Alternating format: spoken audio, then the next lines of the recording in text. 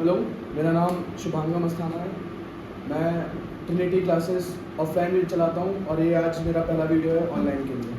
ठीक है, तो आज हम पहले सबसे इम्पोर्टेंट टॉपिक जो कि बहुत से बच्चों को समझ में नहीं आता है, जो कि है ह्यूमन डाइजेस्टिव सिस्टम। ठीक है, तो जो ह्यूमन डाइजेस्टिव सिस्टम है ये हमारे कुछ भी नहीं है, हमारे डे टू डे लाइफ में होता रहता है। हम खाना खाते हैं, उसके पचने का प्रोसेस, ठीक है, उसके पचने का प्रोसेस, ठीक है, फिर और उसके कैसे वो हमारे मुंह से लेकर एनस तक, जहाँ से तुम रोज़ सुबह जाते होगे टॉयलेट्स में, तो वहाँ तक ट्रैवल करता है। ठीक है, कैसे हमारा खाना उस पॉटी में कन्वर्ट हो जाता है। ठीक है, टू बी वेरी स्पेसिफिक, तो सिंपल सी बात है, ह्यूमन डाइजेस्टिव सिस्टम। देखो ये एक इंसान बना हुआ है, मेरी ड्राइंग अच्छी नहीं है, ऑब्वियस सी बात है भाई।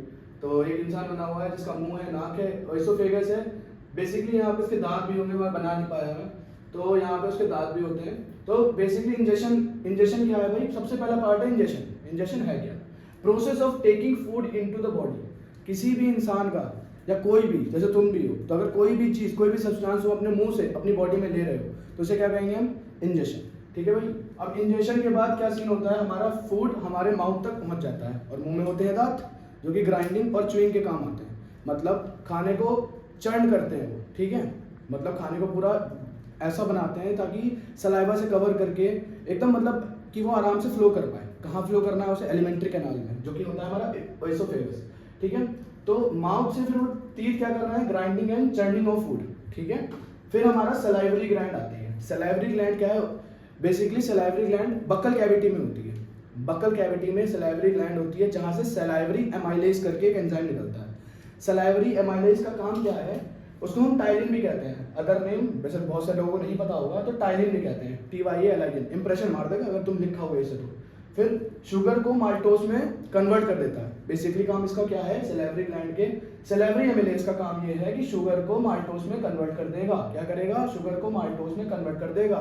एक बार फिर से, शुगर को माल्टोज में कन्वर्ट कर देगा, जो कि एक डाइसैकेराइड होता है। डाइसैकेराइड क्या होता है? डाइसैकेराइड ऐसा चीज है जिसमें दो ग्लूकोज मॉलिक्यूल होंगे। क्या होंगे? बेसिकली दो ग्लूकोज मॉलिक्यूल होंगे। फिर हम चलते हैं ओएसोफेगस में। अब ओएसोफेगस में होता है पेरिस्टाल्टिक मूवमेंट। बस बेसिकली इतना ही याद करना है तुम्हें, पेरिस्टाल्टिक मूवमेंट, जिसको हम रिदमिक कॉन्ट्रैक्शन भी कहते हैं। अब रिदमिक कॉन्ट्रैक्शन से मेरा मतलब ये है कि हमारा जो फूड है वो ऊपर से लेकर नीचे हमारे पेट तक कैसे जाएगा। एक क्या काम होगा? ऊपर से क्या हो रहा होगा? कॉन्ट्रैक्ट हो रहा होगा, नीचे से एक्सपैंड हो रहा होगा हमारा ओएसोफेगस। जैसे मान लो ये ओएसोफेगस है, तो ऊपर से कॉन्ट्रैक्ट, नीचे से एक्सपैंड, फिर नीचे से कॉन्ट्रैक्ट हो गया, फिर ऊपर से कॉन्ट्रैक्ट, फिर नीचे से एक्सपैंड। ठीक है, ऐसे करके ये हमारे पेट तक जाएगा। स्टमक में हमारे होते हैं गैस्ट्रिक ग्लैंड्स, जिन्हें हम ऑक्जेंटिक सेल्स भी कहते हैं। अब उन ऑक्जेंटिक सेल्स का काम क्या है? उन ऑक्जेंटिक सेल्स रिलीज करती हैं तीन चीजें। क्या करती हैं? तीन चीजें। कौन कौन सी? HCl, पेप्सिन और म्यूकस। फिर से HCl, पेप्सिन और म्यूकस। फिर से HCl, पेप्सिन और म्यूकस। अब HCl का काम क्या है? बैक्टीरिया को किल करता है और एक्टिव मीडियम बनाता है पेप्सिन के लिए। पेप्सिन के लिए एक्टिव मीडियम का क्या मतलब है? अभी बताता हूँ। ठीक है, दो काम है HCl के, दो काम है HCl के, बेसिकली दो काम है, इनको याद कर लो अभी। दो काम क्या है? बैक्टीरिया मार देगा और क्या करेगा? एक्टिव मीडियम बना देगा पेप्सिन के लिए। फिर हमारे पास आता है म्यूकस। म्यूकस क्या करता है? इनर लाइनिंग जो स्टमक की है उनको क्या कर देता है? बिल्कुल प्रोटेक्ट करता है। क्या करता है? प्रोटेक्ट करता है। प्रोटेक्ट करने का क्या मतलब है? देखो भाई, पेप्सिन जो हमारा HCl होता है ना, बहुत ज्यादा एसिडिक होता है, इसके pH वैल्यू बहुत कम होती है। pH वैल्यू कम होने की वजह से ये बहुत ज्यादा कोरोसिव होता है नेचर में। कोरोसिव का मतलब ये है कि ये हर किसी भी चीज में छुएगा ना तो उसको एकदम क्या करेगा? डिस्ट्रॉय कर देगा। तो क्या होता है? हमारे इनर लाइनिंग ऑफ स्टमक क्या हो जाएंगी? जल जाएंगी, है ना। तो म्यूकस का काम क्या है? ऑक्जेंटिक सेल्स रिलीज इसलिए करती है ताकि इनर लाइनिंग को प्रोटेक्ट कर पाए। उसके बाद पेप्सिन में क्या है? डाइजेशन ऑफ प्रोटीन है। क्या है? डाइजेशन ऑफ प्रोटीन हो रहा है। किसका? जो हमारा खाना खाया उसमें प्रोटीन होता है। प्रोटीन किसमें टूटते हैं? अमीनो एसिड्स में टूटते हैं। ठीक है, जो जिम करते होंगे उन्हें पता होगा, प्रोटीन जैसे कि BCAA वो लेते हैं। ठीक है, तो वो क्या करता है? डाइजेशन। पेप्सिन का काम ही यही है, डाइजेशन करेगा प्रोटीन का अमीनो एसिड्स में। अब नोट करने वाली बात क्या है? नोट कर लो इसे कि ये विदाउट HCl काम ही नहीं करेगा। HCl के बिना ये काम ही नहीं करेगा। इसका मतलब क्या है? HCl के बिना काम नहीं करेगा का मतलब क्या है? कि इसको एक्टिव मीडियम चाहिए। क्या चाहिए? एसिडिक मीडियम चाहिए। एसिडिक मीडियम चाहिए क्या करने के लिए? काम करने के लिए। तो अभी के लिए इतना देखते हैं, आगे इसके अभी हम कंटिन्यू करेंगे। देखो, अभी तक हमने बात करी थी स्टमक तक की। स्टमक से फिर खाना आना था स्मॉल इंटेस्टाइन में। ठीक है, अब स्मॉल इंटेस्टाइन में खाना एक साथ नहीं आ जाएगा क्योंकि हम खाते बहुत सारा है। अब एक साथ आ जाएगा तो भाई स्मॉल इंटेस्टाइन को भी दिक्कत होगी। अब स्मॉल इंटेस्टाइन क्या होता है, वहाँ पे एक वॉल्व टाइप स्ट्रक्चर होता है। वॉल्व टाइप स्ट्रक्चर क्या होता है, जो कि स्ट्रेट फॉरवर्ड मतलब फॉरवर्डनेस का काम करता है, खाने को एक ही लाइन में लेके जाएगा। तो यहाँ पे क्या होता है, स्मॉल इंटेस्टाइन में होता है पाइलोरस स्फिंक्टर। क्या होता है, पाइलोरस स्फिंक्टर। अब पाइलोरस स्फिंक्टर क्या करता है, खाने को थोड़े थोड़े अमाउंट पे कहाँ डालता है, स्मॉल इंटेस्टाइन में देना शुरू कर देता है। अब स्मॉल इंटेस्टाइन का ही एक इसमें देखो 3 पार्ट मैंने दिए हुए हैं, डुओडेनम, जेजुनम और इलियम। क्या नाम है, डुओडेनम, जेजुनम और इलियम। अब longest part of small intestine है तुम्हारा इलियम, जो कि क्या करता है, न्यूट्रिएंट्स को एब्जॉर्ब करता है, जिसका काम क्या है, न्यूट्रिएंट्स को एब्जॉर्ब कर लेना। फिर हमारे पास आता है first part of small intestine, duodenum. तो भाई जो खाना है, जो पाइलोरस स्फिंक्टर लाएगा, वो डालेगा कहाँ, वो पहले part first part of duodenum में डाल देगा, स्मॉल इंटेस्टाइन के। ठीक है, अब वहां पे क्या होता है, एसिडिक फूड आता है। देखो यहाँ पे लिखा है मैंने, एसिडिक फूड आता है। एसिडिक फूड को मुझे चाहिए अल्कलाइन कर दो, तो अल्कलाइन करने के लिए हमारे पास लीवर का सिक्रीशन आता है, जो कि होता है, लीवर एक तुम्हारा ऑर्गन है जिसका सिक्रीशन है बाइल जूस। बात समझ में आई। बाइल जूस क्या करता है, बाइल सॉल्ट उसमें से आता है, जो कि क्या करता है, लार्ज फैट ग्लोब्यूल्स को स्मॉल ड्रॉपलेट्स में कन्वर्ट कर देता है। देखो बाइल जूस में बाइल सॉल्ट का काम है जो लार्ज फैट मॉलिक्यूल्स हैं इनको स्मॉल ड्रॉपलेट्स में कन्वर्ट कर देना। ठीक है, फिर बाइल जूस कहाँ स्टोर होता है, गॉल ब्लैडर में स्टोर होता है। कहाँ स्टोर होता है, गॉल ब्लैडर में स्टोर होता है। ठीक है, अब फूड को एल्कलाइन करना क्यों है, फूड को एल्कलाइन करना क्यों है, देखो भाई, जैसे तुमने अभी देखा था कि पेप्सिन जो था वो HCl के बिना नहीं चल सकता, एसिडिक मीडियम के बिना नहीं चल सकता। क्यों, क्योंकि भाई जरूरत है उसे, सिंपल सी बात है। वैसे ही यहाँ पे लीवर में जो है ना, जब तक लीवर कह रहा हूँ, स्मॉल इंटेस्टाइन में जो है ना, स्मॉल इंटेस्टाइन में जो ट्रिप्सिन है, पैंक्रियास का जो 2 सिक्रीशन है, ट्रिप्सिन और लाइपेज। ट्रिप्सिन का काम क्या है, ट्रिप्सिन का काम है प्रोटीन को पेप्टाइड्स में कन्वर्ट करना।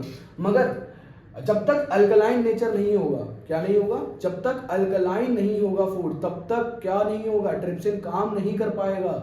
इसी वजह से जो बाइल जूस होता है वो क्या करता है, बाइल जूस, सिंपल सी बात है, बाइल जूस तुमको अल्कलाइन नेचर दे देता है और साथ के साथ फैट को तोड़ देता है। ठीक है, ग्लोब्यूल्स में। और फिर बाइल जूस क्या करता है, स्टोर कहाँ होता है बाइल जूस, देखो गॉल ब्लैडर में होता है। कहाँ होता है, गॉल ब्लैडर में होता है bile juice store, gall bladder में बाइल जूस होता है। अब गॉल ब्लैडर में जो बाइल जूस है, ठीक है, अब उसके बाद हम बात करते हैं पैंक्रियास की। ठीक है, पैंक्रियास में क्या होता है, पैंक्रियाटिक जूस होता है। क्या होता है, पैंक्रियाटिक जूस। पैंक्रियाटिक जूस क्या होता है, उसमें 2 एंजाइम्स होते हैं, एक होता है ट्रिप्सिन, एक होता है लाइपेज। एक होता है ट्रिप्सिन, एक होता है लाइपेज। अब जो ट्रिप्सिन है वो क्या करता है, ब्रेक डाउन करता है प्रोटीन को इनटू पेप्टाइड्स। ट्रिप्सिन का काम है break down of protein into peptides. देखो कॉपी पेन लेके बैठना, ठीक है, नहीं तो ऐसे समझने का कोई फायदा है नहीं। Break down of protein into peptides. फिर हमारा है लाइपेज। लाइपेज क्या करता है, breaks fats into fatty acid and glycerol. Fats को फैटी एसिड और ग्लाइसरोल में कन्वर्ट करता है, फैट्स को फैटी एसिड एंड ग्लाइसरोल में कन्वर्ट कर देता है।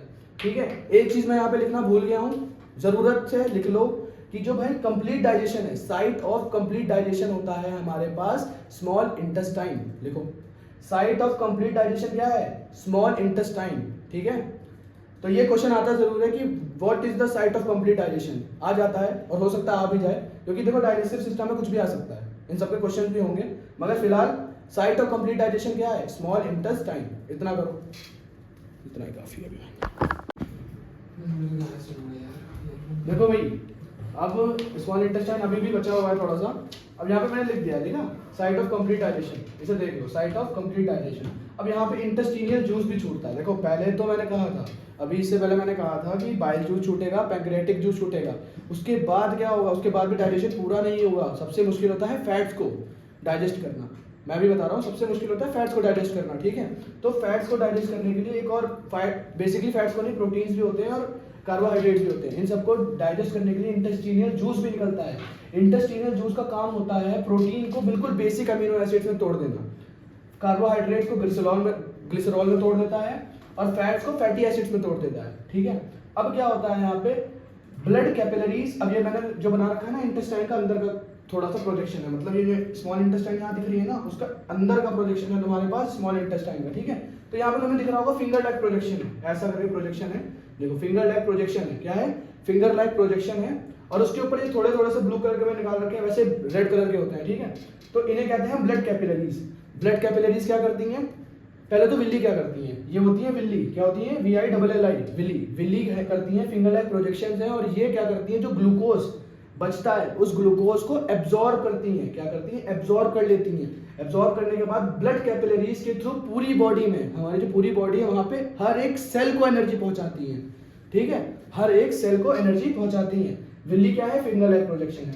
और स्मॉल इंटेस्टाइन क्या है, साइट ऑफ कंप्लीट डाइजेशन। अब उसके बाद खाना जो जाता है तुम्हारा, अब तो खाना बचा ही नहीं, अब तो बचा वेस्ट। तो वेस्ट जो जाता है वो जाता है लार्ज इंटेस्टाइन में। अभी भी लार्ज इंटेस्टाइन में भी देखो, लार्ज इंटेस्टाइन के 3 पार्ट है, कोलन, रेक्टम और एनल कैनाल। क्या है, एनल कैनाल, कोलन, रेक्टम और एनल कैनाल। अब देखो, एब्जॉर्ब फ्लूइड्स एंड सॉल्ट्स, यहाँ पे क्या है, कोलन क्या करता है, absorbs fluids and salts, fluids और सॉल्ट्स को एब्जॉर्ब कर लेता है। ठीक है, फ्लूइड्स क्या होता है, बेसिकली फ्लूइड्स होते हैं गैसेस और लिक्विड के मिक्सचर को फ्लूइड्स कहते हैं। तो यहाँ पे पानी होता है, ठीक है, और तुम्हारे पास सॉल्ट्स होते हैं, कुछ इंपॉर्टेंट सॉल्ट्स होते हैं जो बॉडी के लिए सही होते हैं। तो कोलन को क्या, कोलन क्या करता है, कोलन लार्ज इंटेस्टाइन का वो पार्ट है जो कि तुम्हारे जो एब्जॉर्ब कर लेता है फ्लूइड्स और सॉल्ट्स को। ठीक है, अब तुम्हारे पास होता है रेक्टम।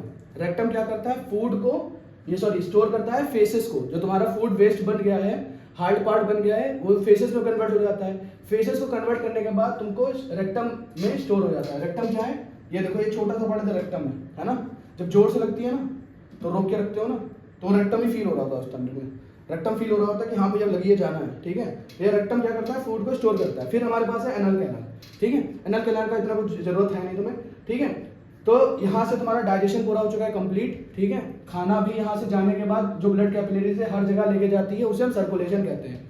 एसिमिलेशन और सर्कुलेशन एक साथ मैंने पढ़ा दिया तुम्हें यहाँ पे। ठीक है, कोई दिक्कत नहीं है। अब कोई डाइजेस्टिव सिस्टम का, मैं कह रहा हूँ कोई डाइजेस्टिव सिस्टम का क्वेश्चन छूटेगा नहीं। अभी इसके क्वेश्चंस भी लेके आऊंगा मैं, बहुत सारे क्वेश्चंस करेंगे कि डाइजेस्टिव सिस्टम छोड़े ही नहीं है, डाइजेस्टिव सिस्टम पूरा कंप्लीट कर देंगे। ठीक है, और इसके अलावा कोई वीडियो देखने की जरूरत है भी नहीं मेरे हिसाब से। ठीक है, तो आज के लिए इतना ही रखते हैं। ठीक है, फिर मिलते हैं नए टॉपिक के साथ।